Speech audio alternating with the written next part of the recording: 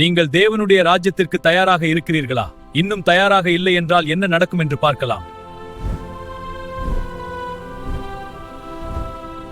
10 கன்னியர்கள் மணமகனுக்காக காத்திருந்தார்கள். அனைவரிடமும் விளக்குகள் இருந்தன. அவர்களில் 5 பேரிடம் கூடுதல் எண்ணெய் குடுவைகள் இருந்தன. மற்ற 5 பேரிடம் அவர்களுடைய விளக்குகள் மட்டுமே இருந்தன. மணமகன் தாமதமானார். அவர்கள் அனைவரும் தூங்கிப் போனார்கள். ஞானமுள்ளவர்கள் தயாராக இருந்தனர். மூடர்கள் எண்ணெய் இல்லாமல் போய்விட்டார் என்ற அறிவிப்பு வந்தது. அவர்கள் பதற்றமடைந்தார்கள்.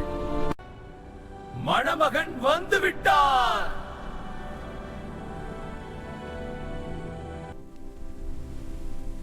உங்களுடைய எண்ணெயிலிருந்து கொஞ்சம் எங்களுக்கு கொடுங்கள். எங்களுக்கு இருவருக்கும் போதுமான அளவு இருக்காது.